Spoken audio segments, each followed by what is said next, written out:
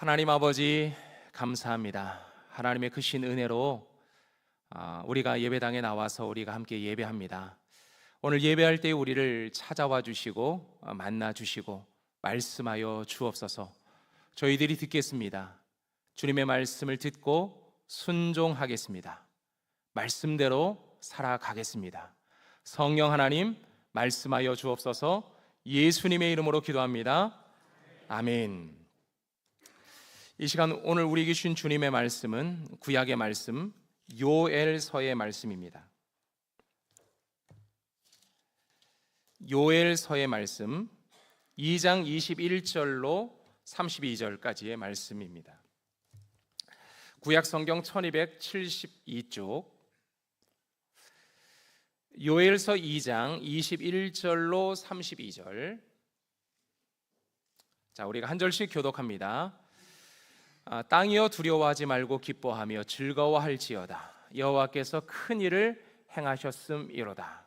들짐승들아 두려워하지 말지어다. 들의 풀이 싹이 나며 나무가 열매를 맺으며 무화과 나무와 포도나무가 다 힘을 내는도다.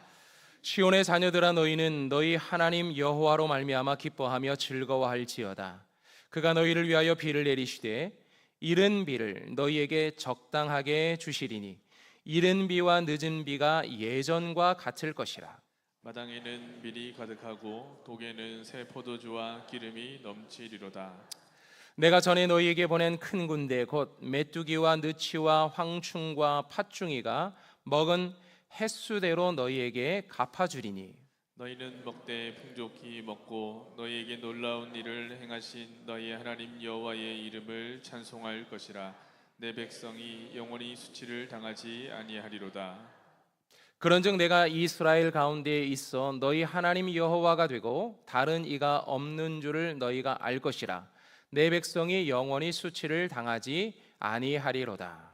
그 후에 내가 내 영을 만민에게 부어주리니 너희 자녀들이 장래일을 말할 것이며 너희 늙은이는 꿈을 꾸며 너희 젊은이는 이상을 볼 것이며 그때에 내가 또 내 영을 남종과 여종에게 부어줄 것이며 내가 이적을 하늘과 땅에 베풀리니 곧 피와 불과 연기 기둥이라. 여호와의 크고 두려운 날이 이르기 전에 해가 어두워지고 달이 핏빛같이 변하려니와 누구든지 여호와의 이름을 부르는 자는 구원을 얻으리니 이는 나 여호와의 말대로 시온 산과 예루살렘에서 피할 자가 있을 것이며 남은 자 중에 나 여호와의 부름을 받을 자가 있을 것임이니라. 아멘. 이것은 주님의 말씀입니다. 요엘 선지자가 활동하던 그 시대에 메뚜기 재앙과 그리고 가뭄의 재앙이 있었습니다. 그 내용을 바탕으로 한 것이 오늘 우리가 읽었던 요엘서의 말씀인데요. 메뚜기 재앙이 얼마나 심각했느냐, 그것을 오늘 본문 4절에 보면 1장 4절을 한번 보시죠. 1장 4절에 보면 이렇게 표현하고 있어요. 팥중이가 남긴 것을 메뚜기가 먹고 메뚜기가 남긴 것을 느치가 먹고 느치가 남긴 것을 황충이 먹었다. 이렇게 2중 3중으로 메뚜기의 재앙으로 아주 힘들고 어려운 시대를 맞이했다는 겁니다. 여기에 가뭄까지 들었는데요. 1장 10절로 12절의 말씀에 보면 이런 표현이 나와 있어요. 밭이 황무하게 되고 토지가 마르고 곡식이 떨어지고 새 포도주가 마르고 기름이 다 하였다. 밭의 소산이 다 없어졌다. 포도나무가 시들었고 무화과 나무가 말랐고 석류나무, 대추나무, 사과나무, 밭의 모든 나무가 다 시들었다. 그러면서 사람의 즐거움이 다 마르고 여호와께 소제와 전제를 드릴 곡물조차 남지 않았다. 이렇게 메뚜기의 재앙이 한번 탁 쓸고 갔는데 그 다음에 가뭄의 재앙까지 닥쳐서 이스라엘 백성들의 삶이 너무나도 힘들고 어려웠다는 거예요. 그러면서 삶의 즐거움도 사라지고 정신적인 고통도 찾아오고 더 나아가서 영적인 고통까지, 하나님 앞에 예배를 드릴 이 곡물조차도 없는 그런 상황까지 벌어졌다고 말합니다. 요엘은 이것을 여호와의 날로 인식합니다. 여호와의 날. 그래서 요엘서에서 많이 등장하는 단어가 있다면 여호와의 날입니다. 이 여호와의 날에 대한 개념을 알고 있어야 이 요엘서를 읽고 이해하기가 좋은 거예요. 여호와의 날은 어떤 날인가요? 하나님의 백성들에게는 구원의 날입니다. 하나님이 임재하셔서 구원하시는 날인 거죠. 하지만 악인들에게, 죄인들에게는 심판의 날입니다. 하나님이 임재하셔서 그들을 심판하는 날, 그 날이 여호와의 날이라고 말합니다. 그래서 메뚜기의 재앙과 이 가뭄의 재앙을 여호와의 심판으로 보는 거죠. 하나님께서 임재하셔서 지금 이스라엘 백성들을 심판하고 계신다. 이 날은 분명 여호와의 날이다.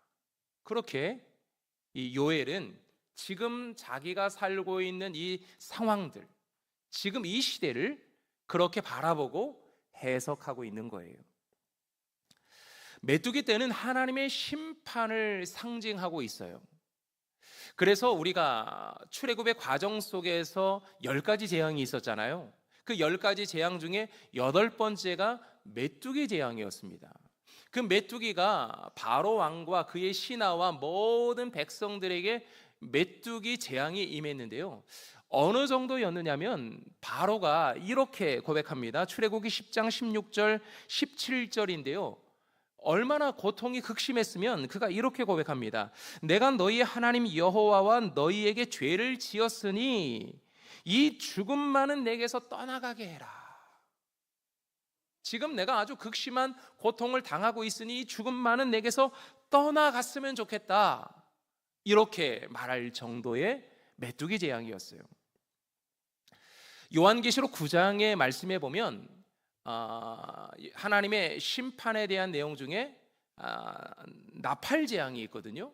7개의 나팔 재앙이 있습니다. 나팔을 한 개씩 불 때마다 재앙이 임하는데 그 중에 5번째 재앙이 황충 심판, 메뚜기 심판입니다. 하나님의 인침을 받지 못한 자들이 신체적이고 정신적으로 고통을 당하는데 그들이 죽기를 구하여도 죽지 못하는 그런 상황까지 벌어지게 되는 거죠. 이처럼 메뚜기 재앙은 하나님의 심판이었어요.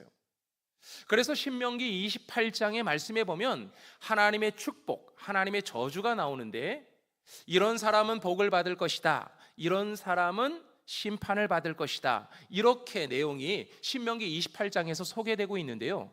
28장 38절에 보면 이런 말씀이 나와요. 네가 많은 종자를 들에 뿌릴지라도 메뚜기가 먹음으로 거둘 것이 적을 것이다. 하나님이 이렇게 심판하시는데 아무리 많은 종자를 뿌려도 메뚜기 심판으로 인해서 먹을 것이 없을 거다. 그렇게 말하고 있어요. 열심히 수고하지만 수고한 대로 먹지 못하는 결과가 나오는 거죠. 가뭄의 심판도 하나님의 심판으로 이해가 되었어요. 아합 왕 시대에 아합 왕은 어떤 왕이었습니까? 그 누구보다도 가장 악한 왕 중에 하나 아닙니까? 하나님을 떠나고 우상을 섬겼던 왕이 바로 아합 왕이었어요. 그가 하나님의 심판을 받는데 3년 6개월 동안 비가 내리지 않는 그런 재앙을 경험하게 됩니다. 그리고 예레미야 시대, 이스라엘이 무너져가는, 하나님을 떠난 이스라엘 백성들에게 하나님이 심판하시면서 계속 경고하셨어요. 하나님께로 돌아오라고 말씀하시면서 이 예레미야 시대에도 아주 극심한 가뭄이 임하게 됩니다. 하나님께서 이렇게 말씀하십니다. 신명기 11장 16절에서 17절 이렇게 말씀하시는데요. 너희는 스스로 삼가라. 두렵건대 마음에 미혹하여 돌이켜 다른 신들을 섬기며 그것에게 절함으로 여호와께서 너희에게 진노하사. 어떤 일이 벌어집니까? 하늘을 닫아 비를 내리지 아니하여 땅이 소산을 내지 않게 하심으로 너희가 여호와께서 주신 아름다운 땅에서 속히 멸망할까 하노라. 하나님을 떠나고 우상을 따라가는 그들에게 하나님이 심판하고 진노하시는데 하늘이 비를 내리지 않는다는 거예요. 가뭄의 시기가 찾아오는 거죠. 그래서 요엘은 지금 자기가 살고 있는 이 시대, 지금 메뚜기 재앙이 임하고 가뭄의 재앙이 임하는 이 시대를 여호와의 날로 인식하고 있는 거죠. 그때 당시 이스라엘 백성들은요, 하나님을 섬기지 않고 우상을 섬겼어요. 기득권자들은 가난한 자들을 착취합니다. 가난한 자들이 그리고 소외되는 그런 일들이 그 당시에 많이 일어나고 있었어요. 그런 중에 메뚜기의 재앙과 그 다음에 가뭄의 재앙이 임했다. 이건 분명히 여호와의 날, 하나님께서 지금 이 민족을 심판하시는 거다. 그렇게 이해를 했던 거죠. 이제 어떻게 해야 합니까? 하나님의 재앙이 임하고 하나님의 심판이 임하는데 어떻게 해야 합니까? 이것이 이제 요엘의 질문이고 요엘서를 읽고 있는 우리의 질문인 거죠. 사실 이때 당시 이 이후에 어떤 일들이 일어나느냐, 아수르와 바벨론이 북쪽에서부터 치고 내려와서 결국에는 이스라엘을 망하게 하는 일들이 벌어지잖아요. 하나님이 분명히 이렇게 예고하고 심판하셨는데 어떻게 해야 하느냐라는 거죠. 하나님이 내리시는 하나님의 심판이라면 이것은 누구도 피할 수 없고 누구도 회복될 수 없는 그런 상황입니다. 여러분, 우리 인생에 이런 재앙이 찾아온다면 우리는 어떻게 해야 될까요? 우리 가정에 이런 재앙이 찾아올 수 있는 거죠. 남편의 문제 때문에, 자녀의 문제 때문에, 그리고 부모님의 문제로 인해서 이런 어려움이 분명히 찾아올 수 있습니다. 우리의 인생 가운데 IMF가 찾아오고 금융위기가 찾아오고 코로나가 찾아왔어요. 그리고 고금리, 고환율, 고유가, 이것으로 인해서 우리의 삶이 메말라버리는 그런 인생의 문제도 우리에게 찾아왔죠. 이런 인생의 문제를 만날 때마다 우리는 어떻게 해야 됩니까? 이 인생의 문제가 결국에는 정신적인 문제로까지 확산이 되잖아요. 그래서 우리는 근심과 걱정, 절망과 좌절에 빠질 때가 있습니다. 밤잠을 설치고 스트레스로 인해서 시달리고 밥을 먹어도 소화가 안 되고 나중에 검사해 보니까 위염이 찾아오고 그리고 나중에 건강 이상의 문제가 생겼다, 그런 소리도 우리는 듣곤 합니다. 패배주의가 마음을 다스려요. 해도 안 되는구나, 우리 가정엔 날마다 실패가 찾아오는구나, 인생의 문제가 이렇게 풀리지 않는구나. 패배주의가 우리에게 찾아옵니다. 어떤 사람들에게는요, 교만이 충천해서 그냥 다른 사람은 보이지 않고 다른 사람이 눈에 거슬리다 라고 말하면서 자기 중심적으로 살아가는 그런 사람들도 있겠죠. 그런데 이러한 삶의 문제, 삶의 재앙, 정신적인 재앙에서 끝나는 것이 아니라 이것이 영적인 재앙으로 이어질 때가 있습니다. 기도가 끊어지고 말씀이 들리지 않고 예배할 수 없는 영적인 침체에 빠질 수도 있다는 거죠. 이런 상황 속에서 우리는 왜 이런 인생의 문제가 찾아왔을까 질문할 수 있어야 합니다. 우리 가정에 왜 이런 문제가 찾아왔지? 다시 돌이켜 보아야 합니다. 나의 삶에 왜 이런 인생의 문제가 찾아왔을까? 국가적으로 왜 이런 어려움이 찾아왔을까? 우리는 다시 말씀 앞에 서야 합니다. 그리고 하나님을 회피하고 하나님의 말씀에 순종하지 않았던 우리의 신앙을 돌아보아야 하는 거죠. 조금 전에 우리가 보았던 신명기 11장 16절 17절 분명히 이렇게 말씀하죠. 너희는 스스로 삼가라. 두렵건대 마음에 미혹하여 돌이켜 다른 신을 섬기며 그것에게 절함으로 여호와께서 너희에게 진노하셨다.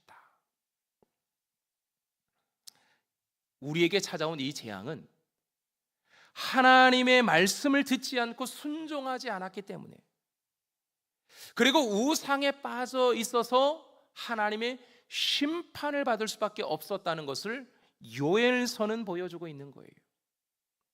그런데요, 여러분, 놀라운 이야기가 하나 있는데요, 내가 당하는 이 재앙, 국가적으로 당하는 이 재앙을 너는 너의 자녀에게 알려주고, 그 자녀는 그 다음 자녀에게 알려주고, 그리고 그 자녀는 그 후세에게 알려주어야 한다라고 성경 오늘 보면 1장 3절에 그렇게 언급이 되고 있어요. 왜 그렇습니까? 우리가 지금 하나님의 경고를 받고 있다는 거죠. 우리가 하나님을 떠나고 하나님을 회피하고 하나님을 멀리해서 하나님의 말씀을 가까이 하지 않아서 결국 우리 민족에게, 우리 가정에, 내 삶에 이런 삶의 문제가 찾아왔다는 것을 잊어버리지 말고 그것들을 너희 자녀에게 가르쳐주고 그 자녀에게 가르쳐주고 그 후세에게 가르쳐 주어야 한다, 그렇게 말씀하고 있는 거예요. 이스라엘 백성들이 때가 되면 절기가 찾아오죠. 그 절기가 어떤 시간입니까? 자녀들에게 신앙을 교육하는 시간이었어요. 이스라엘의 역사 속에서 하나님이 우리 민족에게 이렇게 간섭하셨고 우리 민족이 이렇게 살아왔다라는 것을 알려주는 시간이었거든요. 자녀에게 계속해서 반복해서 알려주어야 하는 하나님의 교육의 시간이었는데, 지금 요엘서를 통해서 하나님이 우리에게 주시는 말씀도 무엇이냐면, 너희 인생 가운데 이런 재앙이 찾아왔다면 그 재앙의 문제를 가지고 감춰두지 말고 자녀들에게도 알려주라고 말씀하고 있어요. 자, 여러분의 인생에 수많은 어려움들이 있었을 거예요. 지금까지 살아오면서 개인적인 위기뿐만 아니라 가정적인 위기도 있었을 것이고, 여러분이 살아오는 삶의 현장 속에서 직장의 위기와 여러 많은 위기들이 있었을 거예요. 그 위기들을 여러분의 가족과 공유하고 있습니까? 이것은 좀 중요한 문제입니다. 우리는 보통 어른들은 감추죠. 자녀들에게 그런 이야기 하지 않습니다. 좋은 이야기만 하지 별로 나에게 흠이 될 만한 그런 이야기는 잘 하지 않습니다. 그런데 이것이 중요한 것이 조금 후에 등장하게 됩니다. 자, 이런 재앙을 만날 때 우리는 어떻게 해야 하느냐? 요엘서는 우리에게 회개를 가르칩니다. 하나님 앞에 회개하는 자세로 서야 한다는 거죠. 여러분, 2장 12절의 말씀을 보십시오. 이렇게 말씀합니다. 너희는 이제라도 금식하며 울고 애통하라, 그렇게 말씀합니다. 금식이 뭡니까? 전인격적이고 철저한 영적인 회개를 의미하거든요. 여러분, 금식하십니까? 때마다 인생 가운데, 가정 가운데 어려움이 찾아올 때마다 금식하십니까? 사무엘은 이스라엘 백성들이 이제 가나안 땅에 정착하면서 이제 사사 시대를 보내고 있는 그때에 모두 다 자기 소견에 옳은 대로, 자기들이 하고 싶은 대로 하나님도 떠나고 우상도 가까이 하면서 살고 있는 그들의 영적인 위기의 상황 속에 국가적인 위기와 영적인 회복을 위해서 금식하며 기도하자고 선포했어요. 그래서 그들이 금식하며 기도합니다. 요나의 선포가 니느웨에 전달되었죠. 이제 40일 후면 이 니느웨가 멸망한다라고 선포할 때 니느웨의 왕과 신하들, 그리고 심지어 그의 가축들까지도 금식하며 기도합니다. 금식하며 기도했어요. 에스라는 바벨론 포로를 끝내고 이제 예루살렘으로 돌아와야 하는 그 2차 포로 귀환의 그 자리에서 그들은 먼저 하나님 앞에 금식합니다. 하나님, 가는 길 안전하게, 우리 어른들, 우리 아이들 모두의 건강을 하나님 지켜주십시오. 그렇게 그들은 금식하며 먼저 하나님 앞에 기도하고, 그리고 예루살렘으로 돌아오는 그 첫 발을 내딛습니다.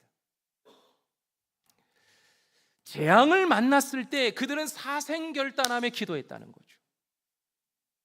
하나님의 은혜가 아니면 이 문제를 해결할 수 없기 때문에 정말 나의 모든 것을 다 들여서 하나님 앞에 금식하며 기도했던 거예요. 회개의 자세를 말하는 거죠, 이 금식이라는 것이. 그리고 여러분 13절의 말씀을 보십시오.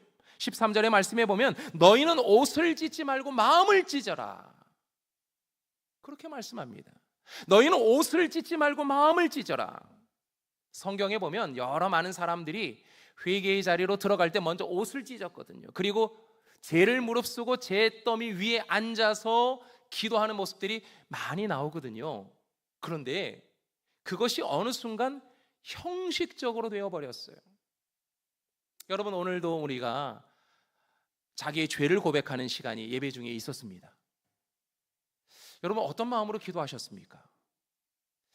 우리가 예배의 한 틀을 마련하다 보니까 그것이 어느 순간 우리에게는 형식이 되어버렸어요.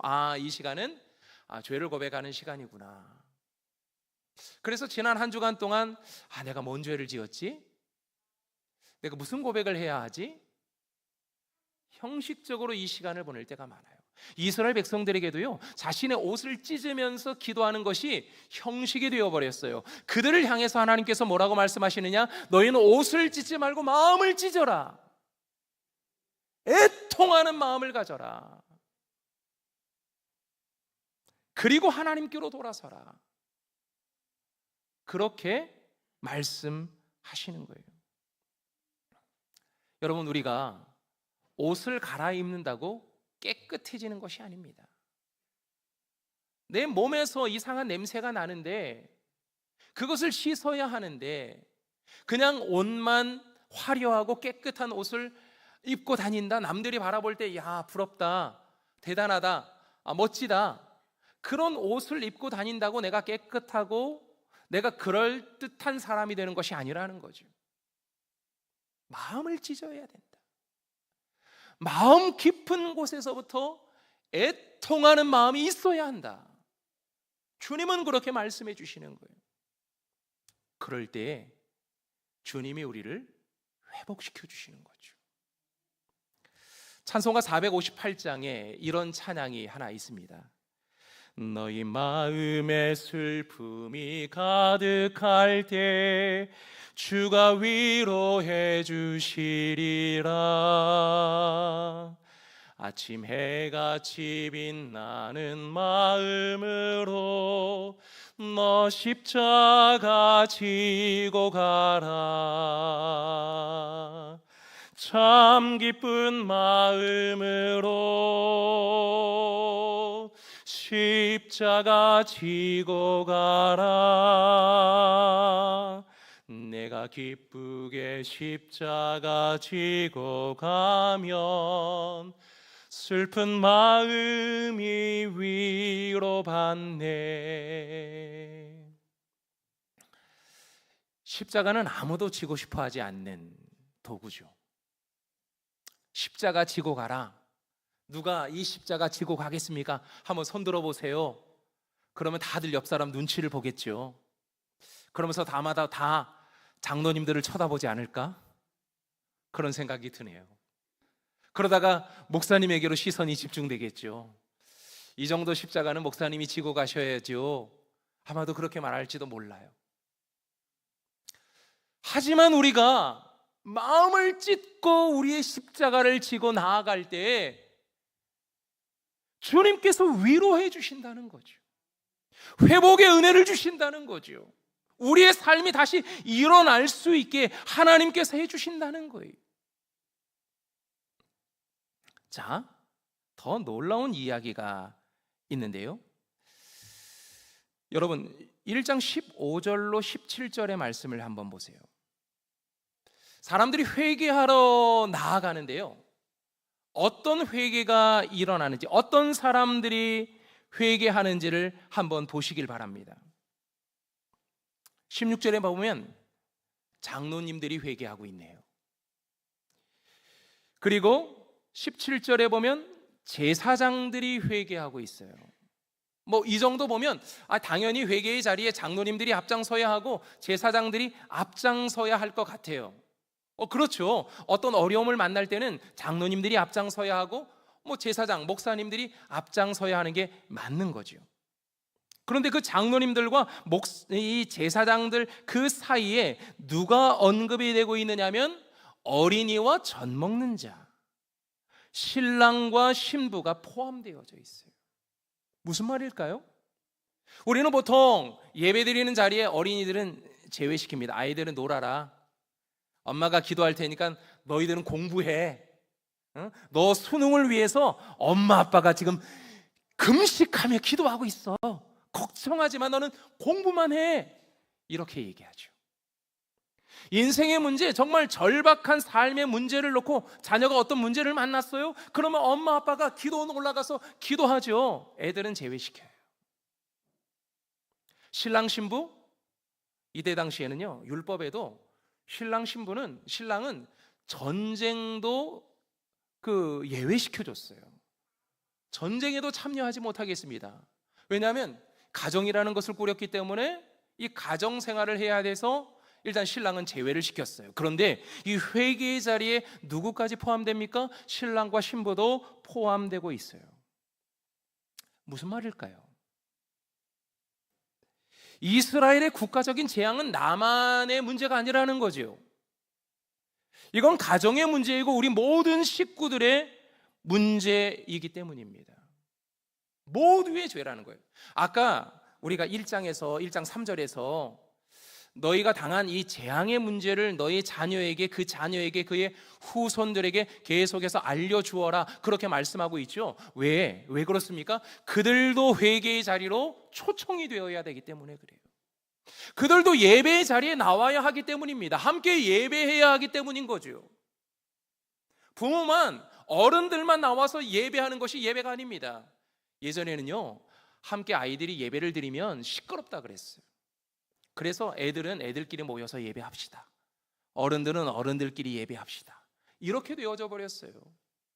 우리 청년들 좀 길을 살려주기 위해서 청년들끼리 모여서 예배드리게 합시다. 우리는 우리끼리 예배드립시다. 그렇게 예배를 분리를 시켰어요.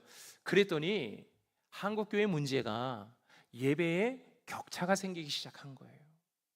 세대별로 예배의 형태와 예배의 그런 모습들이 다 달라져서 이제는 같이 통합해서 예배드리는 것이 불편해지는 세대가 되었어요. 이스라엘의 국가적인 재앙은 나만의 문제가 아니라 내 가정의 문제이고 모든 식구들의 문제입니다. 자, 여러분은 국가적인 문제를 놓고 금식하며 기도해 본 적이 있습니까?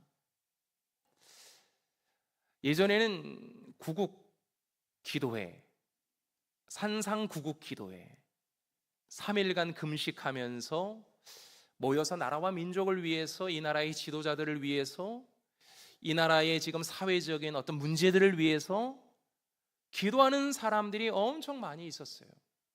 근데 지금 그것이 다 사라져 버렸죠. CCC가 요즘에는 그렇게 하는지 모르겠는데요, 1월이 되면 전국에 있는 CCC들을 한 곳에 다 모아서 3일간 금식하며 기도하는 훈련을 했어요. CCC는 그랬어요. 그래서 CCC에 참여한 그런 대학생 1학년, 2학년, 3학년 그 친구들이 금식하면서, 생전 처음 금식했겠죠. 금식하면서 예배하고 찬양하면서 3일을 보냈던 그런 신앙의 훈련도 그 선교단체에서는 하고 있어요. 지금도 하고 있는지 모르겠지만. 가정의 문제 앞에 온 식구가 금식하며 기도해 본 적이 있습니까? 엄마 아빠만 금식하는 것이 아니라 자녀들도 함께 금식하며 기도해 본 적이 있습니까? 자녀들에게도 우리 가정의 문제의 심각성을 이야기하면서 이 문제는 우리 모두의 문제야, 우리가 함께 기도해야 돼, 우리가 함께 금식하며 기도하자. 엄마는 3일간 금식할게, 너는 3일 동안 아침 금식만 해, 점심 금식만 해. 이렇게 하면서 우리가 금식하며 기도해 본 적이 있느냐라는 거죠. 여러분, 교회에도 문제가 많습니다. 문제가 생기기도 합니다. 그 교회 문제 앞에 목사뿐만 아니라 우리 장로님, 권사님, 안수 집사님 금식하며 기도해 본 적이 있습니까?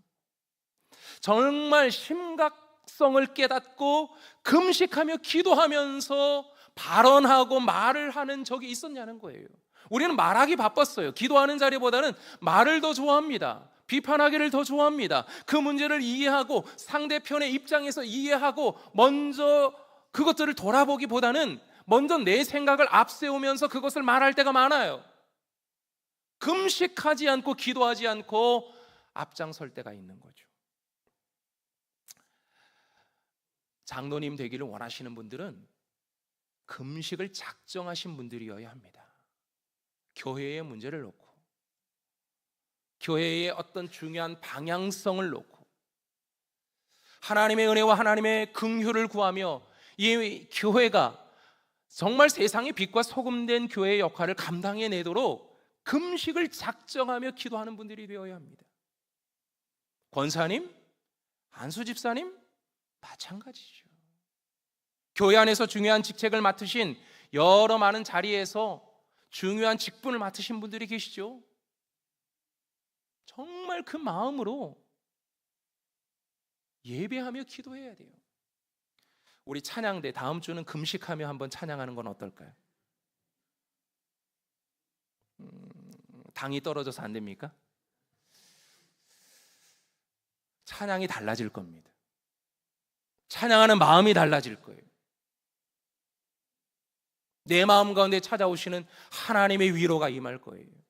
하나님의 회복이 우리 가운데 임하는 거죠. 하나님이 우리에게 어떤 회복을 주시나요? 이렇게 하나님을 회피했던 우리가 하나님께로 회개하며 돌아올 때 하나님은 어떤 회복의 은혜를 주실까요? 자, 여러분 14절의 말씀을 한번 보시죠. 2장 14절의 말씀에 보면 주께서 혹시, 가정인 거죠, 주께서 혹시 마음과 뜻을 돌이키시고, 하나님이 마음을 돌이키신다는 거예요. 어떤 마음을 돌이키신다는 거죠? 하나님께서 메뚜기 재앙과 가뭄의 재앙으로 심판의 칼을 드셨어요. 내가 이제 이 이스라엘을 끝장내겠다라고 하는 그 마음을 먹었는데 하나님이 그 마음을 돌이키고 심판을 돌이키겠다 말씀하시는 거예요. 요나가 니느웨 성에 가서 회개를 선포할 때 40일 뒤면 이제 이 니느웨가 망할 것이다라고 선포를 했을 때 니느웨의 왕들과 모든 신하, 모든 사람들이 다 금식하며 기도했잖아요. 근데 성경에 하나님께서 그 뜻을 돌이키셨다 그렇게 말씀하고 있어요. 그래서 니느웨가 멸망하지 않았던 거죠. 아합 왕이 나봇의 포도원을 어떻게 보면 강제적으로 빼앗았잖아요.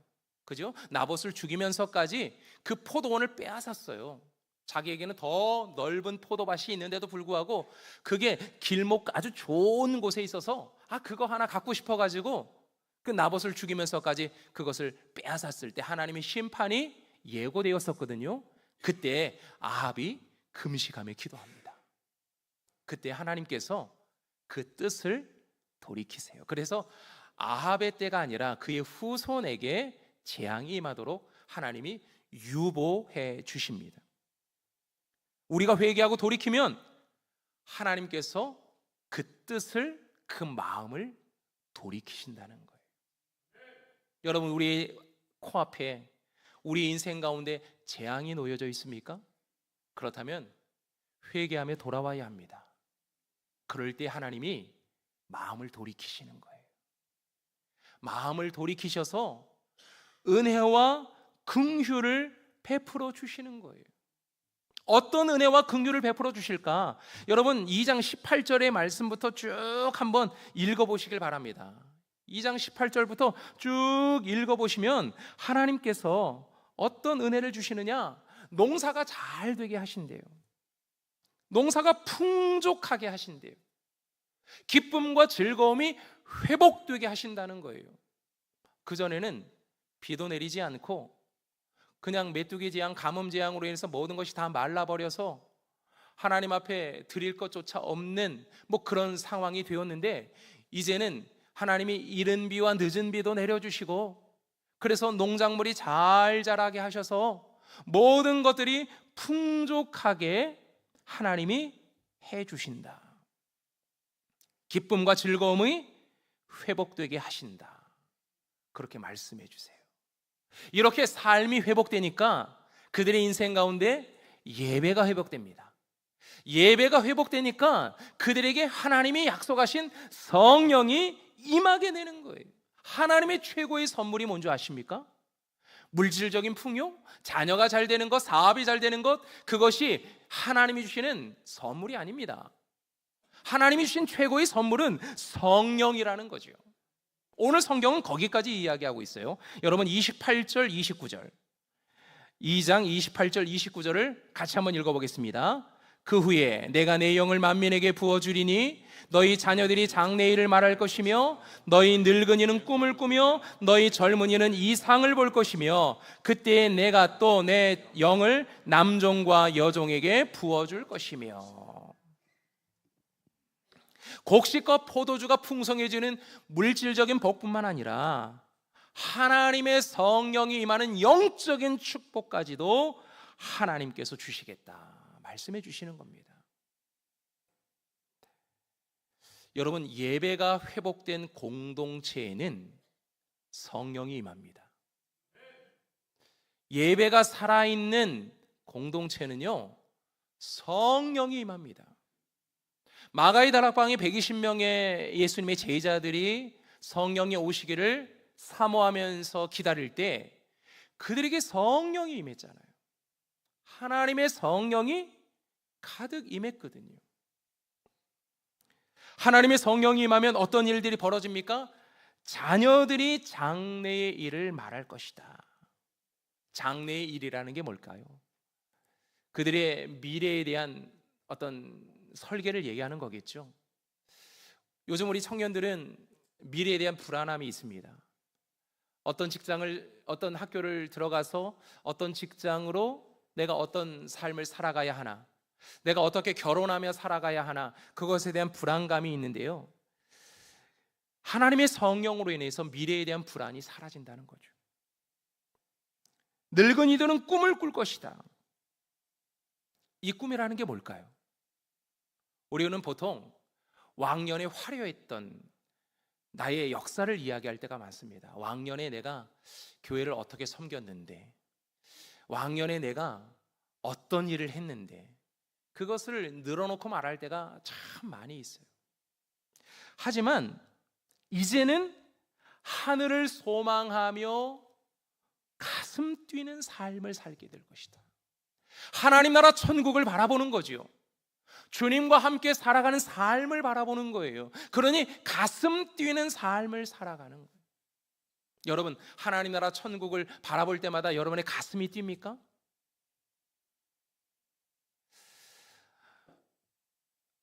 예수제자학교가 계속해서 진행 중에 있는데요, 지난주 금요일에 다루었던 내용이 재림에 관한 내용이었습니다.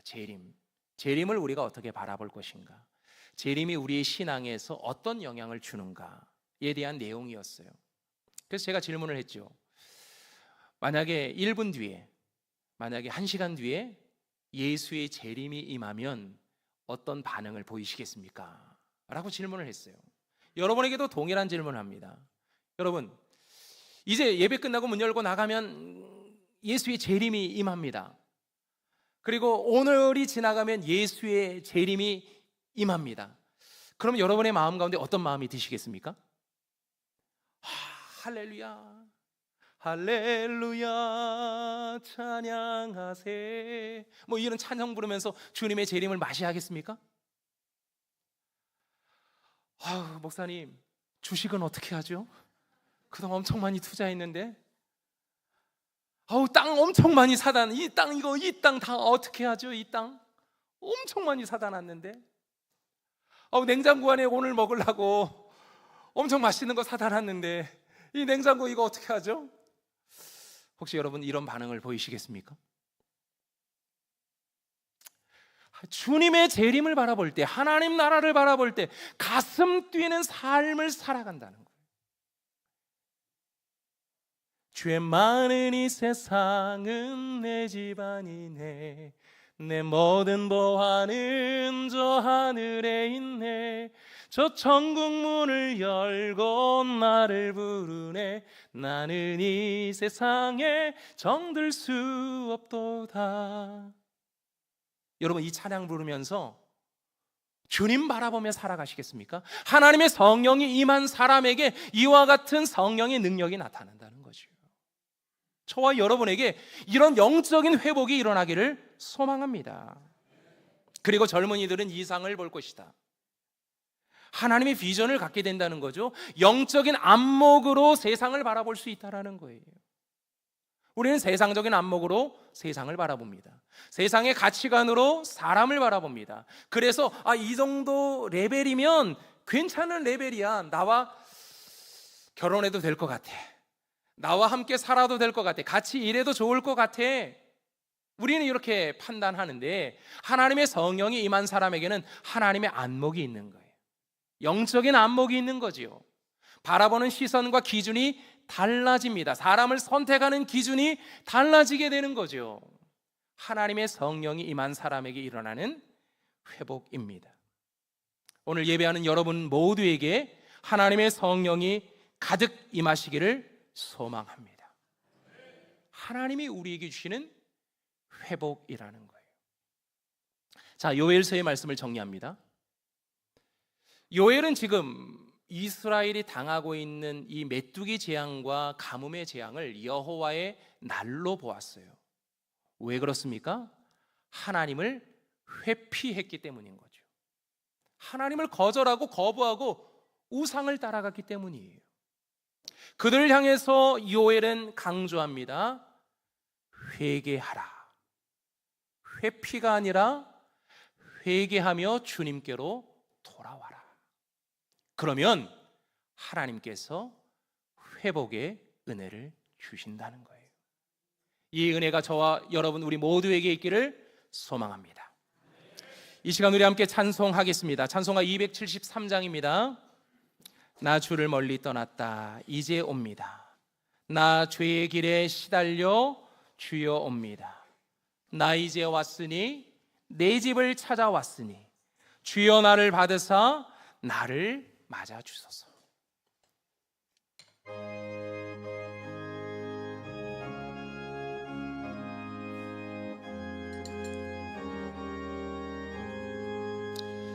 나 주를 멀리 떠났다 이제 옵니다. 나 죄의 길에 시달려 주여 옵니다. 나 이제 왔으니 내 집을 찾아 주여 나를 받으사 맞아 주소서. 그 귀한 세월 보내고 이제 옵니다. 나 뉘우치는 눈물로 주여 옵니다. 나 이제 왔으니 내 집을 찾아 주여 나를 받으사 맞아 주소서. 나 죄에 매여 고달파 이제 옵니다. 주 크신 사랑 받고자 주여 옵니다. 나 이제 왔으니 내 집을 찾아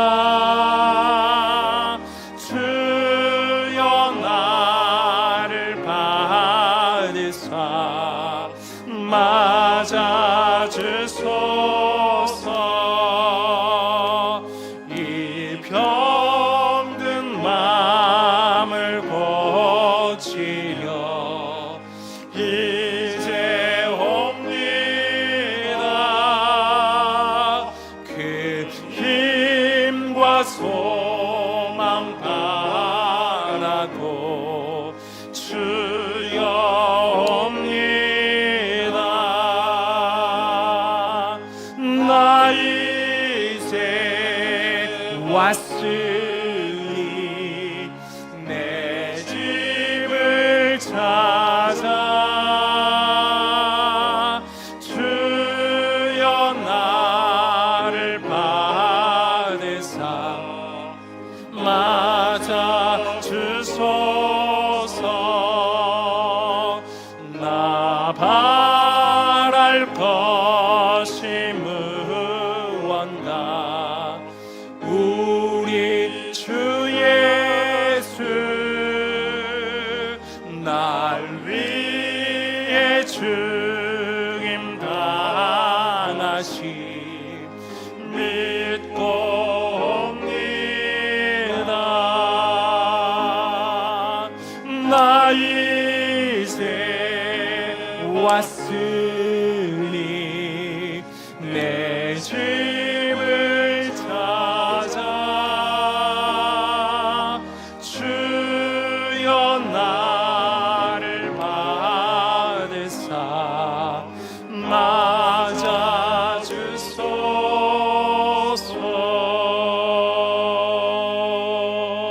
주소서. 아멘. 회개하고 주님께로 돌아오는 우리 모두가 되기를 소망합니다.